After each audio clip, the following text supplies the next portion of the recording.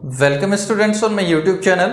और आज हम कर रहे हैं रीट लेवल सेकेंड 2012 के क्वेश्चन पेपर का सॉल्यूशन। तो देखिए अपने पास में सबसे पहला क्वेश्चन है, निम्न में से किसका मान 3 की घात 2 और फिर इसकी घात 3 के बराबर नहीं है। तो ध्यान दीजिए भाई, आपको बताना है कि इनमें से कौन सा जो ऑप्शन है वो 3 की घात 2 और फिर इसकी घात 3 के बराबर नहीं है। सबसे पहले पहला ऑप्शन अगर हम चेक करें तो देखिए भाई, हम जानते हैं कि जब भी घात के ऊपर घात हो तो दोनों घातें गुणा हो जाती हैं। तो यहाँ पर देखिए 3 की घात 2 और फिर इसकी घात 3 है, 3 की घात 2 है फिर इसकी घात 3 है, तो ये तो 3 और फिर देखो दोनों घातें गुणा हो जाएंगी, तो दोनों को गुणा कर दोगे तो 3 × 2 कितना आ जाएगा 6। इसका मतलब आप ये जो 3 की घात 2 की घात 3 है इसको आप 3 की घात 6 लिख सकते हैं। इसका मतलब पहला ऑप्शन तो बराबर है, लेकिन अपने को बताना है कि बराबर कौन सा नहीं है। तो पहला बराबर है। अब सेकंड को चेक करते हैं। देखो अब सेकंड में देखो ये 3 की घात 2 है और 3 की घात 2 को आप लिख सकते हैं 9 और फिर इसकी घात कितनी बचेगी आपके पास में 3। ठीक है, इसका मतलब ये भी बराबर है। तीसरे ऑप्शन को चेक करिए 27 की घात 2। अब ध्यान देना भाई, ये जो 3 की घात 2 और फिर इसकी घात 3 है, तो जब भी घात के ऊपर घात होती है तो इन दोनों घातों को हम लोग आपस में चेंज भी कर सकते हैं। चेंज करने का मतलब आप इसको ऐसे भी लिख सकते हो, ये जो 2 की जगह 3 कर दो, 3 की जगह 2 कर दो, तो 3 की घात 2 और इसकी घात 3। तो अब ये जो 3 की घात, ये 2 और 3 तो पहले से था, इसको हमने चेंज करके लिख दिया 3 की घात 3 और फिर इसकी घात 2। तो 3 की घात 3 27 और फिर इसकी घात कितनी आ गई आपके पास में 2। यानी आप इसको 27 की घात 2 भी लिख सकते हैं, यानी ऑप्शन सी भी बराबर नहीं है। तो बराबर कौन सा नहीं है? ऑप्शन नंबर 4, 6 की घात 3 के रूप में हम इसको नहीं लिख सकते हैं किसी भी प्रकार से। अब सेकंड है a प्लस बी का whole square equal to a square plus b square plus 2ab के बारे में निम्न में से क्या सत्य है।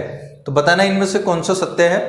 तो देखो a प्लस बी का whole square equal to a square plus b square plus 2ab, इसको देखते ही आपको ऐसा लगता है कि ये फॉर्मूला है। तो जब भी आप किसी भी इक्वेशन को देखते हैं और ऐसा लगता है कि ये तो फॉर्मूला है, तो ध्यान रखिए फॉर्मूले हमेशा सर्वसमीकाएं होते हैं। इसका मतलब ये क्या है, एक सर्वसमीका है। नेक्स्ट नंबर थर्ड क्वेश्चन है कि व्यंजक है 27x³ plus 27x² plus 9xy² plus y³ इसको y प्लस 3x से भाग देने पर प्राप्त भागफल तथा शेषफल बराबर है। ठीक है, तो इसमें अगर हम y प्लस 3x का भाग दें तो भागफल और शेषफल हमें बताना है। एक बार मैं इसको यहाँ से हटा दूं और फिर हम चेक करते हैं भागफल और शेषफल। तो ध्यान देना भाई, देखो ये भागफल और शेषफल कैसे चेक करते हैं। सबसे पहले तो आपके पास में ये जो व्यंजक यहाँ लिखा हुआ है इसको मैं संक्षिप्त रूप में लिख रहा हूँ। संक्षिप्त रूप में कैसे लिखेंगे, ध्यान देना, 27x³ है ना, और ये जो 27 है ये कितने का क्यूब होता है, 3 का। अभी देखा था 3 की घात 3 27 होती है। इसका मतलब आप इसको लिख सकते हो 3x का होल क्यूब और प्लस ये जो लास्ट वाला पद है इसको देख लो एक तो आप सीधा, तो ये आपके पास में y³ है ही। ठीक है, तो इसको पूरा ये जो पूरा पद है इसको मिला के आप लिख देंगे ऐसे 3x प्लस y का होल क्यूब। भाई ये तो 3x की घात 3 थी, यहाँ y की घात 3 है, इसलिए इस पूरे पद को मिला के क्या लिख देंगे 3x प्लस y का होल क्यूब और बटा इसका देना है ना भाग 3x प्लस y का या y प्लस 3x, एक ही बात है।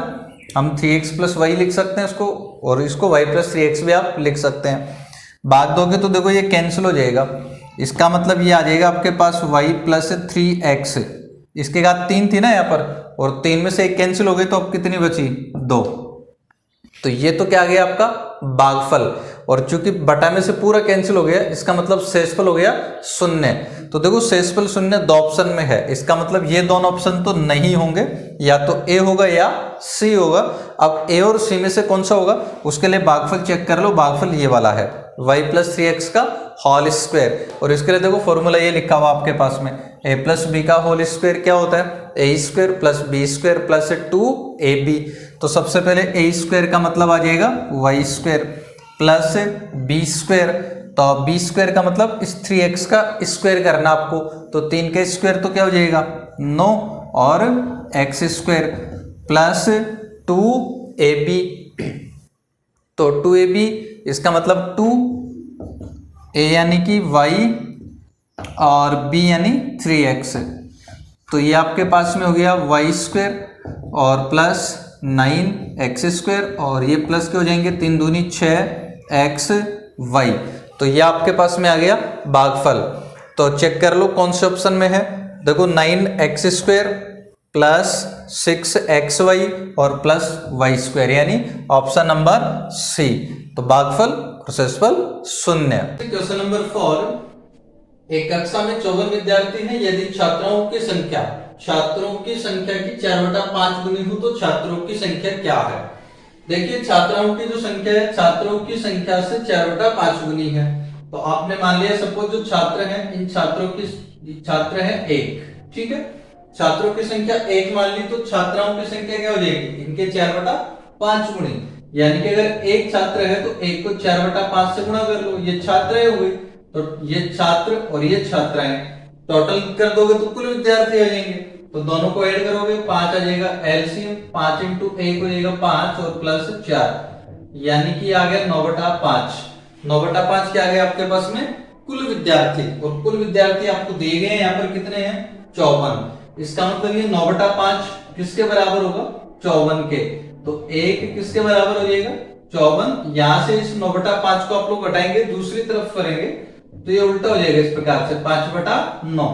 फिर ये 9 से कैंसिल हो जाएगा 6 और 6 × 5 कितने आ गए आपके पास में 30। तो ये 30 छात्र आपके पास में यहाँ विद्यमान है। सेकेंड क्वेश्चन है निम्न में से कौन सा कथन सत्य नहीं है। इसमें पहला ऑप्शन है कि संख्या 25 एक पूर्ण वर्ग संख्या है। बिल्कुल 25 पूर्ण वर्ग संख्या है क्योंकि 25 का वर्गमूल आप जानते हैं 5 होता है। दूसरा संख्या 38 पूर्ण वर्ग संख्या नहीं है, ये भी बिल्कुल सत्य कथन है। क्यों है क्योंकि 38 का वर्गमूल नहीं होता, इस 36 का होता है इससे पहले 6 और फिर इसके बाद में 49 का होता है 7। तो 36 का 6 है और 49 का 7। तो 36 और 49 के बीच में जो भी संख्या आएंगी वो सभी संख्याएं पूर्ण वर्ग नहीं है क्योंकि इन दोनों के बीच में जो भी संख्या है उनका किसी भी संख्या का वर्गमूल नहीं हो सकता। इसका मतलब जो कथन बी है ये भी सत्य है। और तीसरा है कि किसी विषम संख्या के वर्ग को दो क्रमागत धनात्मक पूर्णांकों के योग के रूप में व्यक्त कर सकते हैं। बिल्कुल ये भी सत्य कथन है। कोई भी विषम संख्या हो उसका जो स्क्वायर होता है उसको हम दो क्रमागत का मतलब लगातार विषम संख्याओं के योग के रूप में लिख सकते हैं। कैसे लिख सकते हैं ध्यान देना। जैसे मान लीजिएगा विषम संख्या आपने ले ली 1, अब 1 का जो स्क्वायर है इसको आप 0 + 1 लिख सकते हैं। इसके बाद में हम बात करें विषम संख्या ले ले 3, तो 3 का जो स्क्वायर है 9 होता है और 9 को आप लोग कैसे लिख सकते हैं। देखो इसका लगातार में लिखना है तो इसको 2 से डिवाइड करके देख लो। तो 9 को 2 से डिवाइड करें यानी इसका आधा कर लो तो 4.5 आता है लगभग। इसका मतलब इससे 9 को आप लिख सकते हैं 4 + 5, दोनों लगातार संख्या है क्रमागत ही है। इसी प्रकार से 5 का स्क्वायर ये आप लोग जानते हैं 25 होता है और 25 का आधा होता है 12.5 यानी इसको आप 25 को से लिख सकते हैं 12 + 13। इसी प्रकार से 7 को अगर आप ले लें तो 49 का आधा कर लीजिएगा तो ये आता आपके पास में 24.5। इसका मतलब ये जो 49 है इसको आप लिख सकते हो 24 + 25। तो आप लोग देख सकते हैं कि कोई भी विषम संख्या का जो वर्ग है उसको दो क्रमागत संख्याओं के योग के रूप में लिख सकते हैं। इसका मतलब आपका जो स्टेटमेंट सी है ये भी कैसा है सत्य। तो ए बी सी तीनों सत्य हैं। इसका मतलब चौथे को में जांच करने की आवश्यकता ही नहीं है, चौथा स्टेटमेंट असत्य है। तो आपका आंसर हो जाएगा डी। नेक्स्ट छठा क्वेश्चन है निम्न में से कौन सा कथन असत्य है। तो देखिए यहाँ पर छूट, अंकित मूल्य, विक्रय मूल्य। एक बार तो इनकी बात कर लेते हैं क्या होता है। छूट तो आप लोग जानते हैं दुकानदार आपको जो भी छूट देता है उसके रेट में से, और अंकित मूल्य होता है जिसको हम लोग एमआरपी कहते हैं। सामान्य भाषा में जिसको एमआरपी कहते हैं उसको वही उसी को आप लोग क्या कहते हैं अंकित मूल्य। और विक्रय मूल्य का मतलब होता है दुकानदार जिस रेट में सामान बेचता है या जिस मूल्य पर सामान को बेचता है उसको आप लोग कहते हैं विक्रय मूल्य, और जिस मूल्य में उसने खरीदा है उसको आप लोग कहते हैं क्रय मूल्य। ठीक है, तो क्लियर है। अब देखते हैं छूट क्या होती है। भाई छूट क्या होती है एमआरपी में से वो जितने पैसे कम कर देता है उसी को हम लोग छूट कहते हैं। तो छूट का मतलब क्या हो गया अंकित मूल्य यानी एमआरपी, और इसमें से जिस मूल्य पर वो बेच रहा है उसको घटा दे तो हमें क्या मिलता है छूट। इसका मतलब पहला स्टेटमेंट तो सत्य है लेकिन अपने को बताना असत्य है। दूसरा देखो छूट है विक्रय मूल्य माइनस क्रय मूल्य, यानी विक्रय मूल्य का मतलब तो है जिस मूल्य पर उसने बेच रहा है, और क्रय मूल्य का मतलब जिस पर उसने खरीदा है। तो ये छूट नहीं है, ये तो क्या है, लाभ आ गया उसका कि भाई उसने जैसे मान लो आपको बेचा है 50 रुपए में और उसने खरीदा 40 में, तो ये 10 रुपए उसका क्या हुआ, लाभ हुआ, छूट नहीं है। छूट तो क्या होती, जैसे मान लो लिखा हुआ है वस्तु के ऊपर 60 रुपया और आपको बेच रहा है 50 रुपए में, तो ये 10 रुपए क्या है, छूट है। लेकिन अगर उसने 50 में बेच रहा है और 40 में खरीद रहा है, तो ये तो क्या उसका लाभ हुआ। इसका मतलब ये गलत है, ये छूट नहीं है, ये क्या है, लाभ। तो असत्य स्टेटमेंट अब मिल गया आपको, असत्य ढूंढना था जो कि आपको मिल चुका है, कौन सा है, बी। तो आपका आंसर आ गया बी। नेक्स्ट क्वेश्चन नंबर 7, यदि a अनुपात b समानुपात c अनुपात d तो संख्या a c d वित्त अनुपात में होती है यदि। तो ध्यान दीजिए भाई, कोई भी चार संख्याएं a b c d वित्त अनुपात में होने का मतलब होता है b इक्वल टू c। तो जैसे ही b इक्वल टू c होगा तो a c d और साथ में a b d ये दोनों वित्त अनुपात में होंगे। तो अगर आपको दे दिया जाए a c d वित्त अनुपात में है तो b इक्वल टू c, हो सकता है ए सी डी के स्थान पर अगर ए बी डी लिख दिया जाए तो भी हम कहेंगे ए बी डी भी वित्तानुपात में होगी यदि बी इक्वल टू सी हो। क्लियर है। तो ये चार संख्याएं ए बी सी डी में से कोई भी तीन ए सी डी वित्तानुपात में होने का मतलब ये बी इक्वल टू क्या होगा भाई, सी। नेक्स्ट क्वेश्चन नंबर 8, 210 रुपए को राम और श्याम में 7:3 के अनुपात में बांटने पर दोनों के द्वारा प्राप्त धन क्रमशः होंगे। तो देखिए सबसे पहले तो अनुपातों का योग कर लीजिएगा, अनुपातों का योग कर लोगे 7 और 3 कितना हो गया, 10। अब आपको बताना है राम और श्याम का कितना हिस्सा होगा यहाँ पर। तो सबसे पहले राम का हिस्सा देख लेते हैं हम लोग। अब राम का हिस्सा देखने के लिए राम का अनुपात देखो यहाँ पर कितना है, 7, और अनुपातों का जो योग है ये आपके पास में हो गया 7 और 3 10।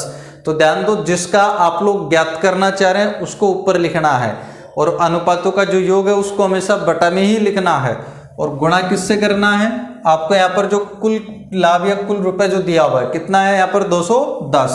तो 210 ये कैंसिल हो जाएगा और 21 को 7 से गुणा करोगे तो आ जाएगा 147।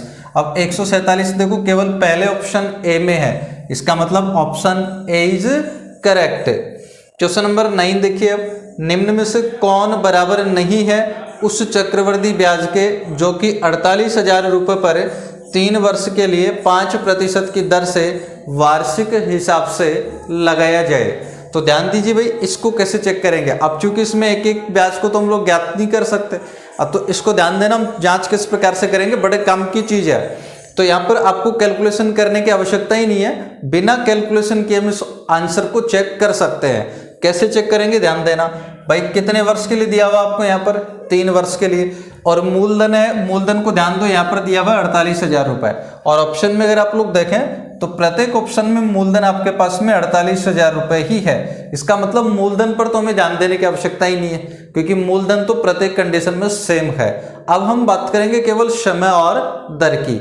अब समय और दर से कैसे चेक करेंगे, देखो यहाँ आपको दिया हुआ 3 वर्ष के लिए 5% की दर से और वार्षिक हिसाब से लगाया जाता है। वार्षिक हिसाब का मतलब है 12 महीने के लिए दर है 5%। तो अब चेक करिए, देखो यहाँ पर जो दिया हुआ है वो 1.5 वर्ष के लिए चीज दिया हुआ है। तो अब 1.5 वर्ष जैसे ही समय यहाँ पर चेंज होगा तो फिर ये रेट और ये चेंज होगा, क्योंकि ब्याज हमने बराबर रखना है। तो ये समय को ध्यान देना, यहाँ पर 3 वर्ष था, यहाँ पर हो गया 1.5 वर्ष। भाई 3 से 1.5 कैसे आया, आधा कर दिया। तो जब भी समय को आधा करेंगे दर को दुगुना करेंगे, सीधी सी बात है। समय में जितना का भाग दोगे उसी संख्या से दर को गुणा करना पड़ेगा। तो समय 3 वर्ष था, 3 में 2 का भाग दे दिया तो आ गया कितना, 1.5 वर्ष। तो दर को 2 से गुणा कर दो, तो 5 को 2 से गुणा करें तो कितना आता है, 10। ठीक है, यहाँ किस हिसाब से लगाया था, वार्षिक, मतलब 12 महीने के हिसाब से। लेकिन आपने यहाँ से 2 से डिवाइड किया ना, समय में तो 2 का भाग दिया है, तो 12 में 2 का भाग दे दोगे कितने महीने के हिसाब से हो जाएगा, 6 महीने के हिसाब से। इसका मतलब ऑप्शन ए तो सत्य है, और अपने को बताना है कि जो बराबर नहीं है, तो ए तो बराबर है। तो अब बी को चेक करते हैं। देखो मूलधन तो आपका ठीक है, इसमें कोई दिक्कत नहीं है। समय यहाँ 3 वर्ष के स्थान पर कर दिया 1 वर्ष। भाई 3 वर्ष से 1 वर्ष कैसे आया, इसमें 3 का भाग दे दिया। अब समय में 3 का भाग दिया तो दर को 3 से गुणा करो तो कितनी हो जाएगी, 15%। यहाँ वार्षिक हिसाब से थी, यानी 12 महीने के हिसाब से। अब 12 में 3 का भाग दे दिया तो कितने महीने के हिसाब से आ गई, 4 महीने के हिसाब से। इसका मतलब इस ऑप्शन बी में जो ब्याज आएगा वो भी इसके बराबर ही आएगा। तीसरे ऑप्शन को चेक करते हैं, यहाँ आ रहा है 9 महीनों के लिए, तो भाई 3 वर्ष से 9 महीने कैसे बने, ध्यान देना भाई। 3 वर्ष को अगर हम देखें एक्चुअल में, तो 3 वर्ष में कुल कितने महीने हो जाते हैं, 36। अब यहाँ तो 36 महीने थे और यहाँ कितने आ गए, 9 महीने। तो 36 महीने से 9 महीने कैसे आए, 4 का भाग कर दिया। तो यहाँ पर समय में आपने 4 का भाग दिया है, तो दर को 4 से गुणा करोगे, तो 5 को 4 से गुणा करते कितनी आ गई दर, 20%। यहाँ थी वार्षिक हिसाब से, यानी 12 महीने के हिसाब से, लेकिन समय में आपने 4 का भाग दिया है, तो 12 में 4 का भाग दोगे तो कितने महीने के हिसाब से हो जाएगी, अब 3 महीने के हिसाब से। इसका मतलब ऑप्शन सी में जो ब्याज आएगा वो भी इसके बराबर होगा।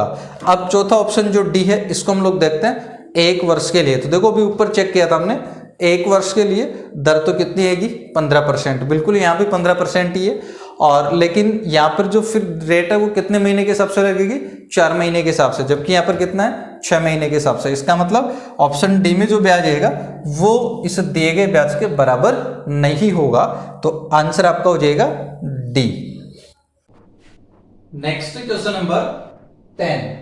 कोई व्यक्ति एक से 100 रुपए की एक साड़ी को 10% के लाभ पर वाई को बेचता है और वाई उसी साड़ी को 10% की हानि पर जेड को बेचता है, तो जेड उस साड़ी को कितने रुपए में खरीदता है। देखिए भाई जेड कितने रुपए में खरीदेगा, ऐसे क्वेश्चन में आपको करना है क्या, ध्यान देना। यहाँ पर जो साड़ी है वो कितने रुपए में खरीदी है, 100 रुपए में। फिर एक्स ने खरीदी, अब एक्स इसको 10% के लाभ पर किसको बेच देता है, वाई को। तो देखिए लाभ का मतलब आपको कर देना प्लस, तो 10% लाभ ले रहा है तो 100 प्लस 10 हो जाएगा 110, और बटा 100, बटा में तो 100 ही करना हमेशा प्रतिशत हटाने के लिए, और इंटू फिर वाई क्या करता है, इसको 10% की हानि पर जेड को बेच देता है। तो लाभ के लिए तो प्लस करना है और हानि के लिए माइनस करना है। अब के बार हानि पर बेच रहे हैं तो 100 माइनस 10 कर दीजिए 90, और बटा 100। इसको सोल्व करोगे, 100 से 100 कैंसिल, और ये 2 0 से 2 0 कैंसिल, बचा 11 इंटू 9, और 11 को 9 से मल्टीप्लाई कर दोगे तो आ जाएगा 99 रुपए। तो जेड ने वो साड़ी कितने रुपए में खरीदी, 99 रुपए में। Next question number 11। यदि दो समांतर रेखाओं को एक तिर्यक रेखा काटती है तो उनसे बनने वाले कोणों के लिए निम्न में से कौन सा कथन सत्य है। तो ध्यान दो भाई, कोई भी दो समांतर रेखाएं हो सकती हैं आपके पास में, और इनको जब भी कोई तिर्यक रेखा काटती है तो केवल 2 ही प्रकार के कोण आपके पास में बराबर होंगे, एक तो संगत कोण और एक एकांतर कोण। ठीक है, अब संगत तो कौन से होते हैं, जैसे एक तो मैं इसको नंबर 1 कर दूं और इसको नंबर 2 दे दूं, तो ये 1 और 2 ये दोनों संगत कोण हैं और ये हमेशा बराबर होंगे। इसके अलावा ये कोण नंबर 3 और ये कोण नंबर 4 ये दोनों भी संगत कोण हैं, ये भी दोनों हमेशा बराबर होंगे। इसी प्रकार से ये वाला कोण 5 है और ये वाला कोण 6 है, तो ये दोनों भी संगत कोण हैं, ये भी हमेशा बराबर होते हैं। फिर इनके दोनों की अगर हम बात करें, ये 7 सपोज ये 8 है, तो 7 और 8 ये दोनों संगत कोण हैं, ये भी हमेशा बराबर होते हैं। इसके अलावा एकांतर कोण हमेशा बराबर होते हैं। अब एकांतर कोण कौन से होंगे, देखो ये वाला ऐसे जेड जिनसे बन जाता है वो एकांतर कोण होते हैं। जैसे यहाँ पर ये 4 और 5 ये दोनों एकांतर कोण हैं, तो 4 और 5 भी इक्वल होंगे। इसी प्रकार से कोण नंबर 2 और कोण नंबर 7 ये भी आपके पास में क्या है, एकांतर कोण है, तो ये भी बराबर होंगे। तो आपको क्या पूछा इनमें से सत्य कौन सा है, तो अभी मैंने आपको बताया कि बराबर 2 ही प्रकार के कोण होंगे, संगत कोण और एकांतर कोण। इनके अलावा जो अंतर कोण है, बाह्य कोण है, ये बराबर नहीं होंगे। तो यहाँ पर बराबर कौन से हो जाएंगे, संगत कोण। एकांतर भी है, लेकिन यहाँ पर एकांतर के लिए लिखा है कि बराबर नहीं होते, जबकि एकांतर बराबर होते हैं। ठीक है, तो याद रखिए समांतर रेखाओं में संगत कोण बराबर होते हैं और समांतर रेखाओं में एकांतर कोण भी बराबर होते हैं। Next question number 12। एक चतुर्भुज की रचना करने के लिए उसके कम से कम कितने अवयव ज्ञात होने आवश्यक हैं। देखिए कोई भी बहुभुज अगर आप लोग बना रहे हैं, कितनी भी भुजाओं का बनाए, चाहे 3 का बनाए, 4 का, 5 का, 10 का, कुछ भी बना सकते हैं आप लोग। तो उसके लिए देखना यह है कि हमें कितने अवयवों की आवश्यकता होगी। तो उसके लिए आप ये देखिए उसमें कुल कितने अवयव हैं। तो चतुर्भुज की अगर हम देखें बात करें तो चतुर्भुज में टोटल 10 अवयव होते हैं। अब 10 अवयव कैसे होते हैं, ध्यान देना भाई। कोई भी जो चतुर्भुज है इसमें देखो 4 तो वही भुजाएं, 1 2 3 और 4। ठीक है, इसके अलावा 4 हो गए कोण। ठीक है, तो 4 और 4 कितने हुए 8। इसके अलावा चतुर्भुज में हो जाते हैं 2 क्या होते हैं विकर्ण। तो 2 ये हो गए, 8 और 2 कितने हो गए 10। तो चतुर्भुज में कुल कितने अवयव होते हैं 10। तो कोई भी बहुभुज ज्ञात करने के लिए उसके आधे अवयव कम से कम आपको पता होने चाहिए। तो यहाँ पर चतुर्भुज में 10 अवयव हैं, इसलिए चतुर्भुज बनाने के लिए हमें कम से कम कितने अवयव पता होने चाहिए 5। 10 के आधे 5। तो चतुर्भुज को ज्ञात करने के लिए आपको कम से कम 5 अवयव पता होने चाहिए। नेक्स्ट क्वेश्चन नंबर 13 है समलंब चतुर्भुज का क्षेत्रफल है। तो समलंब चतुर्भुज के क्षेत्रफल का फॉर्मूला आपको यहाँ बताना है। तो समलंब चतुर्भुज के क्षेत्रफल का फॉर्मूला जो होता है ये होता है 1/2 इंटू समांतर भुजाओं का योग इंटू ऊंचे। फॉर्मूला है, याद रखना है आपको।